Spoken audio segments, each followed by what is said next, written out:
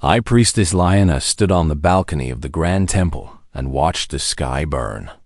The Kroth warships hung above her world like dark clouds.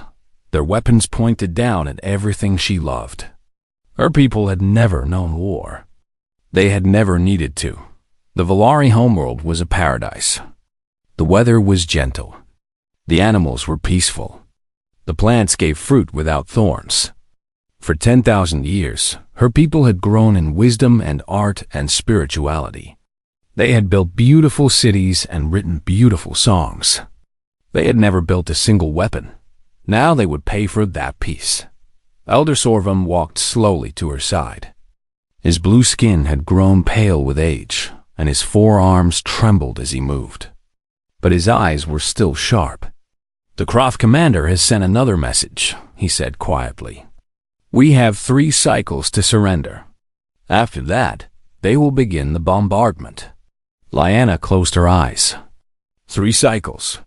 Less than 1 human week, though she did not know that yet. She did not know anything about humans yet. "What do they want from us?" she asked. "Everything," Servan replied. "Our world. Our resources. Our people as slaves. The Kroth Dominion consumes everything it touches. We are simply next. And the Galactic Council?" Sorvan made a sound of disgust. "They have sent their regrets. They say they cannot intervene in territorial disputes. They wish us well." Lyanna gripped the balcony railing. Her people were going to die, and no one in the galaxy cared enough to help them. The great powers were afraid of the Kroth. The small powers were too weak. And the Valari had nothing to offer anyone. "There is one thing we have not tried," Sorvan said carefully.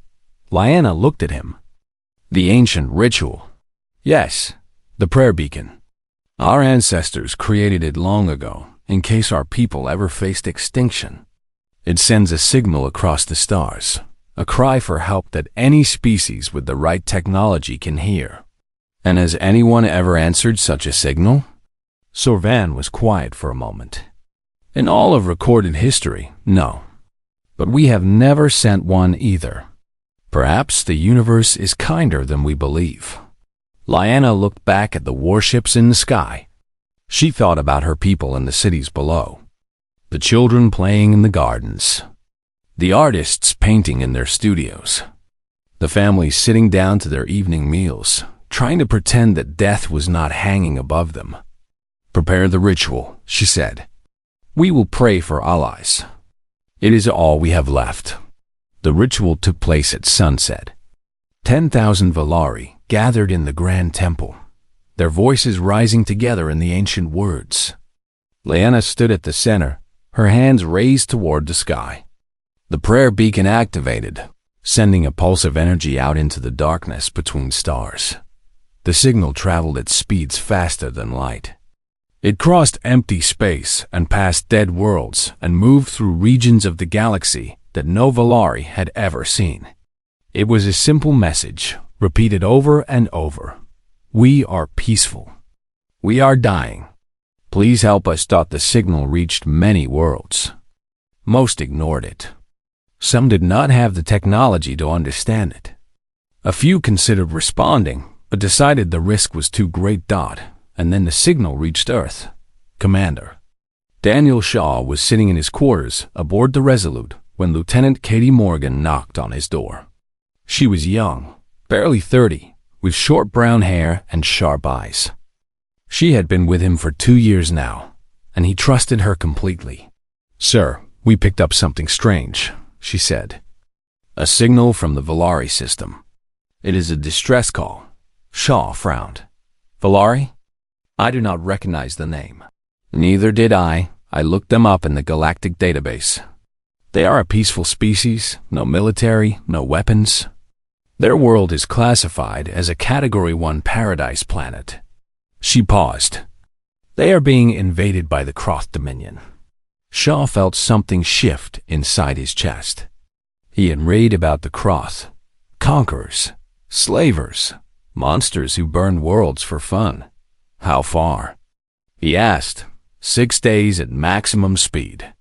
"Sir, this is not our mission." Command did not send us out here to fight wars. No, Shaw agreed. They did not. He stood up and walked to the window of his quarters. Outside, the stars stretched on forever. Somewhere out there, a peaceful people were about to be destroyed. They had no army, no weapons, no hope. They had sent a prayer into the darkness, asking for someone to help them. Change course, Shaw said quietly. Maximum speed to the Velari system. Morgan stared at him. Sir, the Kroth have at least 40 warships in that system. We are one vessel. I know. We could all die. I know that too. Shaw turned to face her. Katie, those people have never hurt anyone. They have never fought a war. They are artists and priests and farmers, and the Kroth are going to murder them all. What kind of people would we be if we heard their cry for help and did nothing? Morgan was silent for a long moment. Then she nodded slowly. I will inform the crew, she said. They will want to know why we are flying toward a war zone. Tell them the truth. Tell them that someone asked for help, and we are going to answer. After she left, Shaw sat alone in the darkness. He thought about what waited for them in the Velari system. 40 warships. Thousands of enemy soldiers. A species that had conquered 100 worlds. And what did he have? One ship. 200 crew members. The stubborn human refusal to abandon the innocent Dodd, it would have to be enough. 6 days later, the Resolute dropped out of faster-than-light travel at the edge of the Velari system. The crew stood at their stations, staring at the view screen. The Kroth fleet hung in orbit around the planet like a swarm of metal insects. And on the surface below, High Priestess Lyanna looked up at the sky and saw a new light among the stars. A single ship, small and alone, moving toward her world. She did not know what species crewed that vessel. She did not know where they came from or why they had answered her prayer. But as she watched that tiny light move closer, she felt something she had not felt in days. Hope. The universe had heard them. Someone was coming. She just did not know yet what kind of someone they were. She did not know that the ship carried creatures from a world of fire and ice, of earthquakes and hurricanes, of predators and poisons and endless death. She did not know that humans called Earth home. She did not know that her prayer had been answered by Doomworlders. The Velari orbital station was a place of beauty. Its walls were carved with ancient symbols, and soft light filled every corridor. Ambassador Trevon had welcomed thousands of visitors here over the years. Traders, diplomats, scholars from distant worlds. He had never welcomed anything like the creatures walking toward him now. The humans moved differently than other species. There was something in their steps, something controlled and watchful. Their eyes never stopped moving, scanning every corner and shadow. Even when they smiled, there was an intensity beneath the surface that made Trevon want to step backward. Commander Daniel Shaw walked at the front of the group. Behind him came Lieutenant Katie Morgan and a woman named Dr. Linda Park, who studied alien species. They wore simple uniforms, and they carried no visible weapons. But Trevon could not shake the feeling that these creatures were dangerous. Ambassador, Shaw said, extending his hand in the human greeting. Thank you for meeting with us. Trevon touched his own hands together in the Velari way. We are grateful you came. We did not expect anyone to answer our signal. We heard someone asking for help, Shaw said simply. We came. High Priestess Lyanna arrived a few moments later, flanked by Elder Sovan and several temple guards. She had spent the last hour studying everything the Galactic database contained about humanity. What she had learned terrified her. She looked at Commander Shaw and tried to see the monster the data described. She saw a tall male with brown skin and gray hair. His face was calm. His voice was gentle. He looked like someone she might meet at a peaceful gathering. But the data did not lie.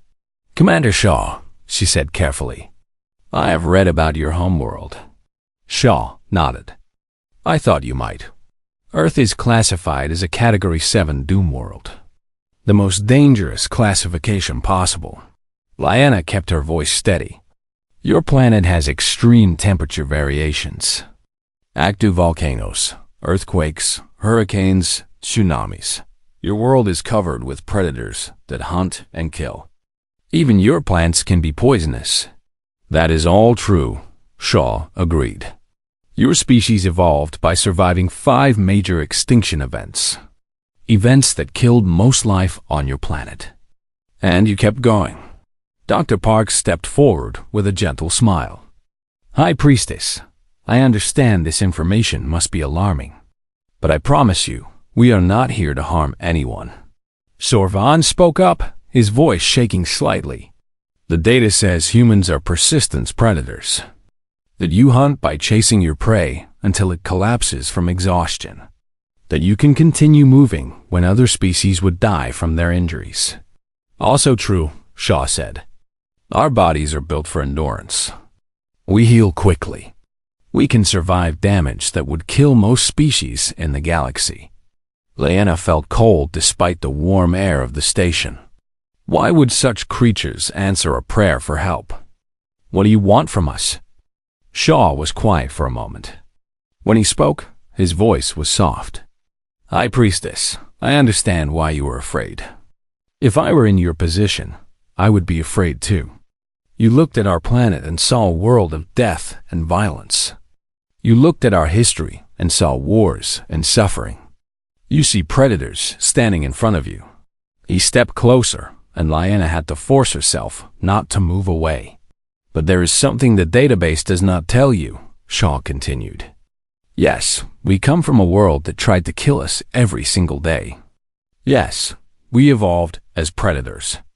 Yes, we have fought wars against each other for thousands of years. But do you know what else we have done? Lyanna shook her head. We protect the weak. We stand up for those who cannot stand for themselves. We run into burning buildings to save strangers. We give our food to the hungry. We fight and die for people we have never met, simply because it is the right thing to do. Shaw's eyes were bright with something Lyanna did not understand. We are predators, High Priestess, but we get to choose what we hunt. And right now, we are hunting the people who want to hurt you. Before Lyanna could respond, the station's communication system activated. A harsh voice filled the air, speaking in the trade language of the galaxy. Unknown vessel, this is Warlord Thiessen of the Croth Dominion. You have entered a restricted military zone. Leave now or be destroyed. Shaw looked at Lieutenant Morgan. Open a channel. Morgan touched her communication device. Channel open, sir. Shaw spoke calmly. Warlord Thiessen, this is Commander Daniel Shaw of the Earth vessel Resolute. Thank you for the warning. I have a question for you. There was a moment of silence. Then the harsh voice returned. You dare to question me? How many ships do you have? The question confused everyone on the station. Lyanna saw Ambassador Trevon exchange a worried glance with Servan. Even Dr. Park raised an eyebrow. Thassan's voice was filled with pride. I command 43 warships, human. The greatest fleet in this region of space. You have one small vessel. You cannot possibly win. I see, Shaw said. Thank you for that information. Shaw out. Morgan closed the channel. The silence in the room was heavy. Lyanna stared at Shaw. Commander, what are you doing? He is right. You cannot defeat 43 warships with one vessel. Shaw smiled. It was not a happy smile. It was the smile of someone who knew something no one else did. High Priestess, I never said we were alone. I just wanted to know how many ships we needed. He touched his own communication device. Morgan, send a message to Earth Command. Tell Captain Ellis to bring the volunteers. Volunteers? Lyanna asked. When we received your signal, I sent word back home. I asked if anyone wanted to help us save a peaceful species from destruction. Shaw's smile grew wider. Turns out, a lot of people wanted to help. Leanna felt her heart beating faster. How many? Enough. Shaw looked into her eyes. High Priestess, I need to ask you a question now. The Croth came here to conquer your world. We can make them leave. But if we do that, they will just come back later with more ships. So I need to know what you want. He leaned closer, and Lyanna saw something ancient and terrible in his eyes. Something that had survived extinction events and ice ages and wars without end. Something that protected what it loved with absolute ferocity. Do you want us to make them leave? Shaw asked quietly. Or do you want us to make sure they never come back? Leanna looked at this creature from a doom world. This predator who had crossed the stars to answer her prayer. This human who spoke of protection and sacrifice, and hunting those who threatened the innocent. She thought about her people. The children in the gardens. The families in their homes. The artists and priests and farmers who had never hurt anyone. And she gave him her answer. Make sure they never come back. Shaw nodded slowly. Then that is what we will do. The Valari Council Chamber was the oldest building on the planet. Its stone walls had stood for 8,000 years. Great leaders had made great decisions here. Treaties had been signed. Laws had been written. The future of an entire civilization had been shaped within these walls.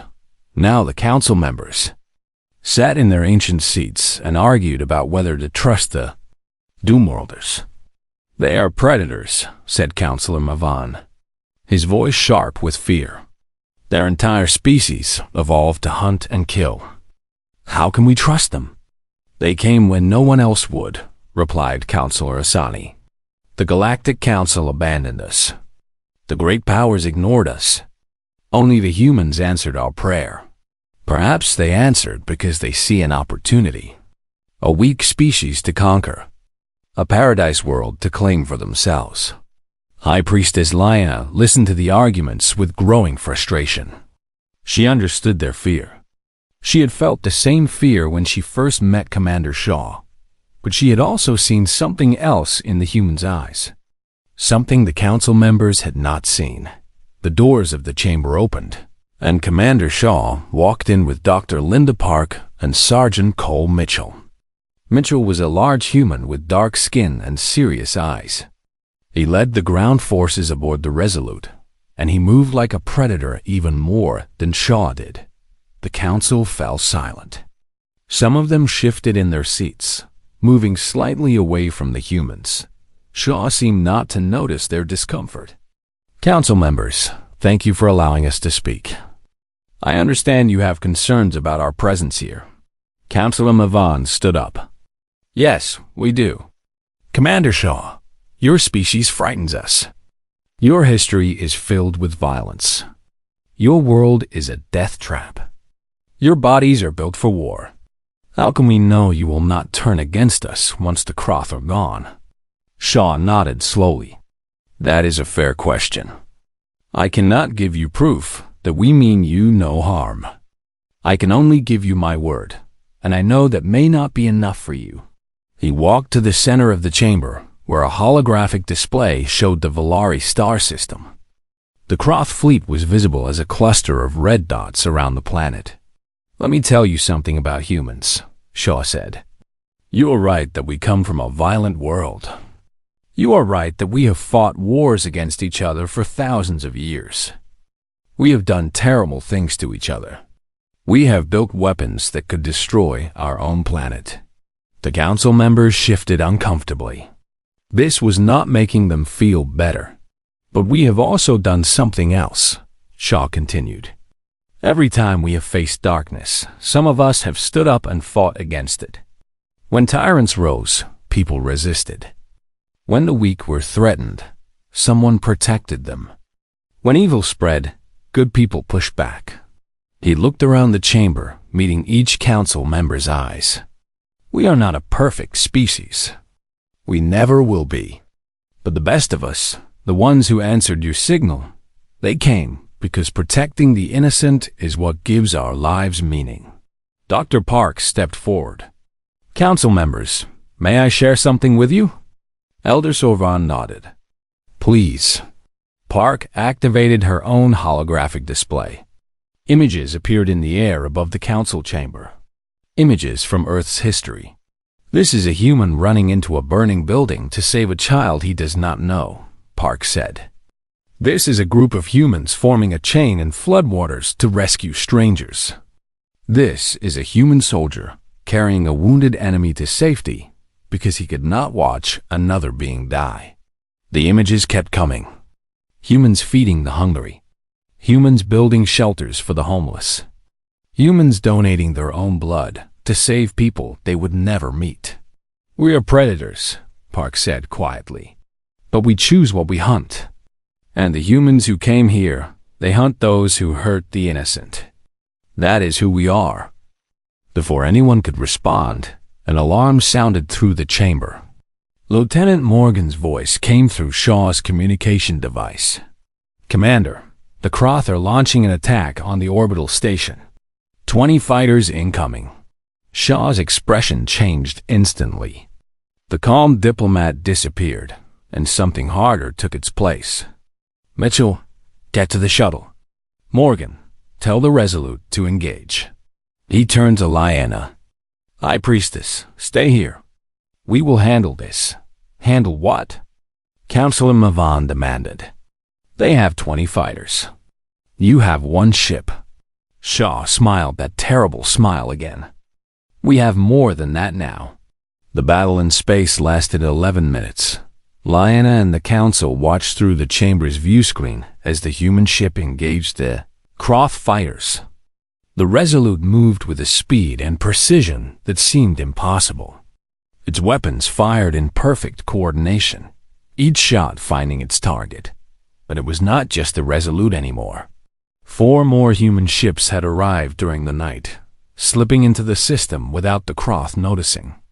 They emerged from behind the planet's moon and joined the battle. Kroth fighters did not stand a chance. Warlord Thiessen watched from his command ship as his fighters were destroyed one by one. His claws dug into his chair as he reviewed the battle footage.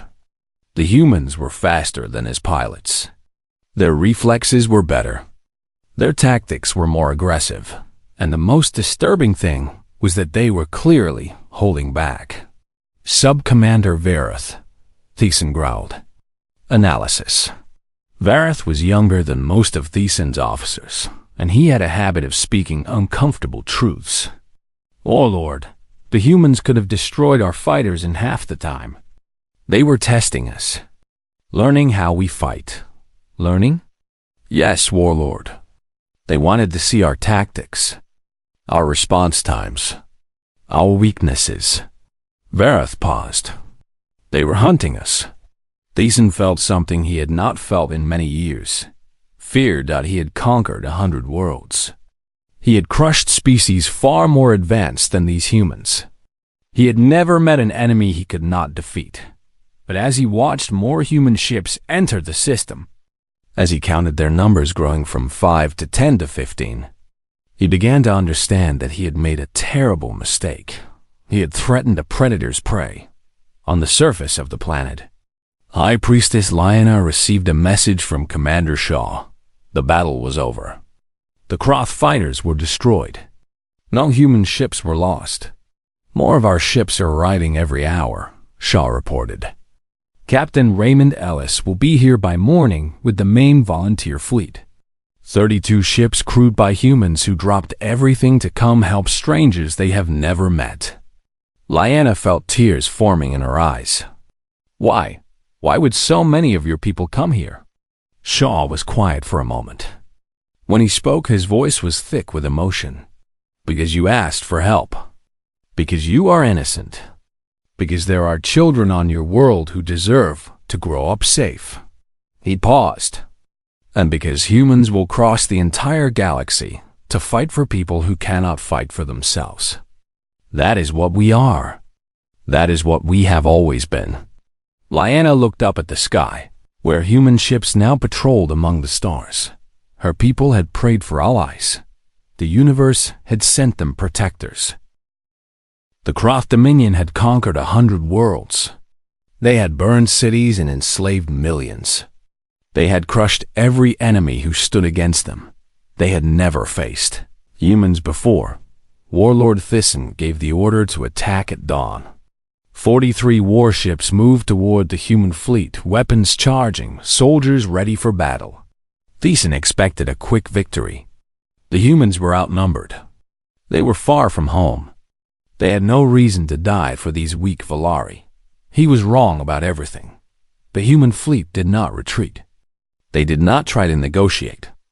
Captain Raymond Ellis simply looked at the approaching enemy and smiled. "All ships, engage," he said calmly. "Show them what Earth sends to protect the innocent." The battle began. Lyanna watched from the surface as the sky filled with fire. Human ships moved through the Croth formation like predators through a herd. They were faster, more aggressive, more willing to take damage to deal damage. The Croth fought with discipline and training. The humans fought with something else, something older and more terrible. They fought with the fury of a species that had survived every disaster the universe could throw at them. They fought with the rage of predators protecting their chosen family. Within the first hour, 12 Croth warships were destroyed. Thyssen watched his fleet falling apart and made a desperate decision. If he could not win in space, he would win on the ground. He ordered his transport ships to land on the planet's surface. His soldiers would take civilian hostages. They would force the humans to surrender or watch. Innocents died. It was a mistake. Sergeant Cole Mitchell was waiting for them. The human ground forces had landed during the night, spreading out through the Valari cities. They wore armor that made them look like metal giants. They carried weapons that fired bolts of plasma and bullets that could pierce starship hulls. When the Croth transports landed outside the capital city, Mitchell was ready. "All units protect the civilians," he ordered through his radio. "Nothing gets past us. Nothing." The fighting in the streets was brutal. Croth soldiers poured out of their transports, weapons firing. Human soldiers met them head-on. The Valari civilians ran for shelter, screaming in terror. Private First Class Danny Webb was 22 years old. He joined the military because he wanted to help people. He had volunteered for this mission because the thought of innocent people dying made something burn inside his chest. Now he stood at the entrance of a refugee shelter, his weapon raised as a squad of Croth soldiers approached. Behind him, 300 Valari civilians huddled in fear. Many of them were children. One small girl named Kiris had grabbed onto his leg and would not let go. "Stay behind me," Webb told the children. "I will not let them hurt you." The Croth opened fire. Webb felt the first shot hit his shoulder. The pain was incredible, but he did not fall. He raised his weapon and returned fire, dropping 2 Croth soldiers before they could advance. Another shot hit his leg. He stumbled, but stayed upright. His body screamed at him to stop, to fall, to give up. He did not. Humans were persistence predators. Their bodies were built to keep going when other species would collapse. Webb had been taught that since basic training. But this was the first time he truly understood what it meant. He kept firing. He kept standing. Blood ran down his armor, but he did not move from that doorway. The Croth soldiers hesitated. They had never seen anything like this. A creature that should have died 10 times over, still fighting, still protecting, still refusing to fall. Sub-Commander Virith was leading the assault squad. He had conquered many worlds. He had killed many enemies. But as he watched this young human refuse to die, something changed inside him. "Fall back," he ordered quietly. His soldiers stared at him. "Sub-Commander?" "I said fall back." Vareth looked at the human, at the children behind him, at the blood on the ground. "We are done here." His squad retreated. Webb stayed standing until they were gone. Then he slowly sank to his knees, still holding his weapon, still blocking the doorway. Little Curious ran to him. "Are you okay? Are you hurt?" Webb smiled weakly. "I will be fine, little one. Humans are hard to kill." In orbit, the battle was turning against the Croth. 23 of their ships were destroyed. Captain Ellis and the human fleet pressed their advantage. Pushing toward Desan's command ship, Desan saw his defeat approaching and made one final, terrible decision. "Prepare orbital bombardment," he commanded. "Target the capital city." His officers stared at him in horror. "Warlord, there are still Croth soldiers on the surface." "I do not care. If I cannot have this world, no one will." "Begin bombardment."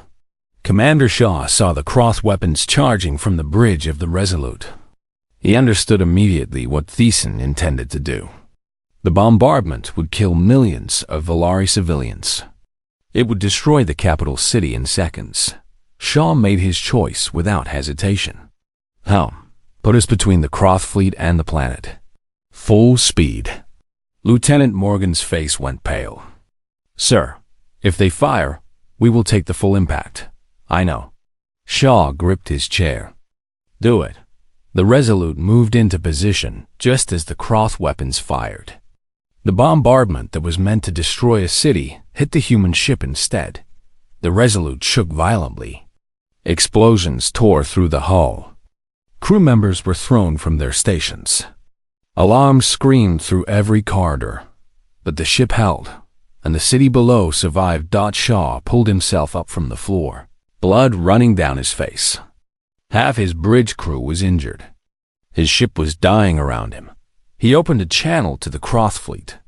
"Listen," he said, his voice steady despite the pain. "You wanted to know what Doomworlders do when you threaten the innocent?" He looked at his crew. They were hurt. They were scared. But they were still fighting. Still standing. Still human. "Watch."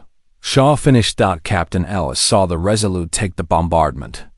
He saw Commander Shaw's ship absorb damage that would have destroyed any other vessel in the galaxy, and something cold and ancient woke up inside him. "All ships," Ellis said quietly. "Target the Croth command ship. No mercy." The human fleet turned as one. 32 ships, crewed by volunteers who had crossed the galaxy to protect strangers, focused all their weapons on Warlord Desan. Desan had conquered 100 worlds. He had crushed every enemy who stood against him. He had never faced angry humans before. His command ship lasted 3 minutes. The war ended at sunset on the 7th day. Warlord Desan was pulled from the wreckage of his command ship by human soldiers. He was injured, but alive. The humans had been careful about that. They wanted him breathing. Captain Ellis stood over the defeated warlord, his face hard and cold. "You are going to carry a message back to the Croth Dominion." Desan spat blood onto the deck. "What message?" "That the Valari are under human protection now. That if any Croth ship ever enters this system again, we will not stop at your fleet." Ellis leaned closer. "We will come to your homeworld. We will find every leader who gave the order. And we will show them exactly what Doomworlders do to those who threaten the innocent." Desan looked into the human's eyes and saw no mercy there. No kindness, only the cold promise of a predator. "You will regret this," he whispered. "No," Ellis replied. "We will not." On the surface of the planet, the Valari began to emerge from their shelters. They walked through streets that still smelled of smoke and fire. They saw the damage the battle had caused. But they also saw something else. They saw human soldiers helping to clear rubble. They saw human medics treating wounded Valari. They saw the creatures from the Doomworld working side by side with the people they had come to save. Private Webb was in a Valari medical facility, surrounded by doctors who marveled at his injuries. He had taken 7 direct hits during the battle. Any other species in the galaxy would have died from the first 2. Little Curious sat beside his bed, holding his hand. You saved us, she said quietly. You almost died, but you saved us. Webb smiled at her. That is what humans do, little one. We protect those who need protecting. But why? You did not know us. We are not your people. Webb thought about that question for a long moment. It was the same question every Valari had been asking since the humans arrived. Why would anyone cross the stars to die for strangers? Because you are people, he finally said. That is enough. That is all that matters. Sub-Commander Verith did not return to the Croth fleet. He had watched a young human refuse to die rather than let children be hurt. He had seen something in that moment that changed everything he believed. He found Captain Ellis on the Valari orbital station and knelt before him. I wish to defect, Verith said. I cannot serve an empire that would destroy innocents. I saw what your soldier did at the refugee shelter. I saw what your commander did when he put his ship in front of the bombardment. He looked up at Ellis with something like wonder in his eyes. I did not know such beings existed. Ellis studied the Croth officer for a long moment. Then he extended his hand.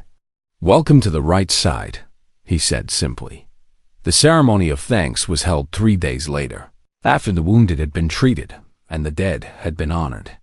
High Priestess Lyanna stood before her people and the human fleet, her voice carrying across the great plaza of the capital city. For 10,000 years, the Valari have lived in peace, she said. We never built weapons. We never learned to fight. When the Croth came, we had nothing to defend ourselves with. We could only pray. She turned to look at Commander Shaw, who stood nearby with bandages still covering his wounds. He had almost died when the Resolute took the bombardment. The doctors said it was a miracle he survived. Shaw said it was just stubbornness.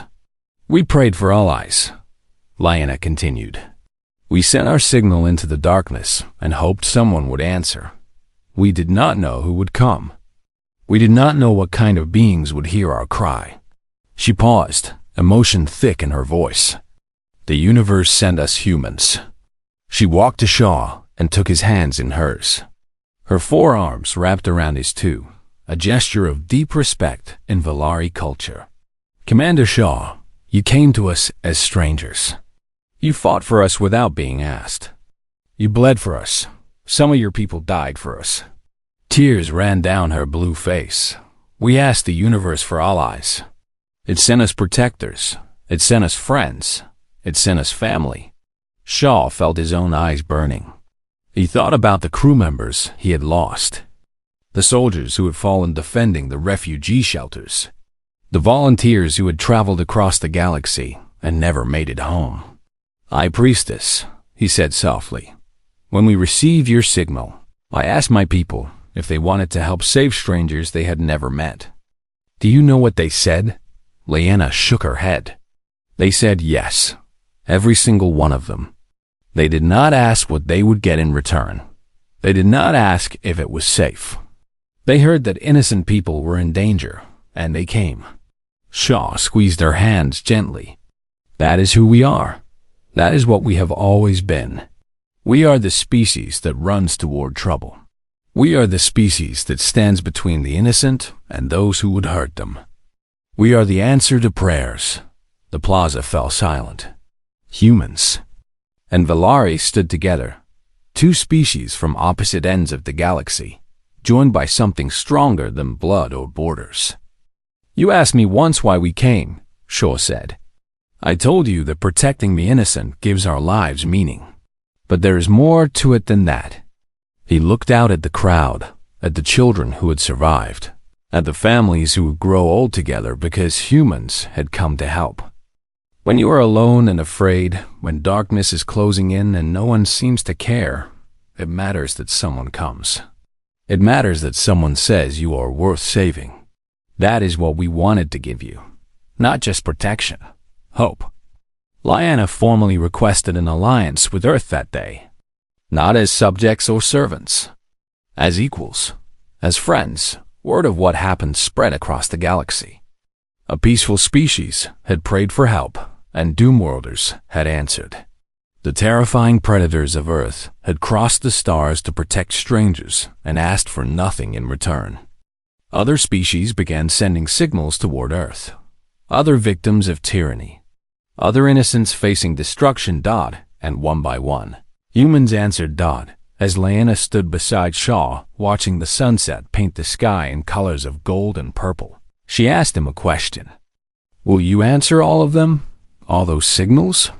All those prayers? Shaw looked at the sky, at the stars that were just beginning to appear. Somewhere out there, more people were crying for help. More innocents were facing darkness. Yes, he said simply. That is what we do. That is what we have always done. Lyanna smiled. Then the galaxy is lucky to have you. Shaw shook his head. No, High Priestess. We are lucky to have someone worth protecting. The Valari had prayed for allies. The universe had sent them humanity. And nothing would ever threaten them again.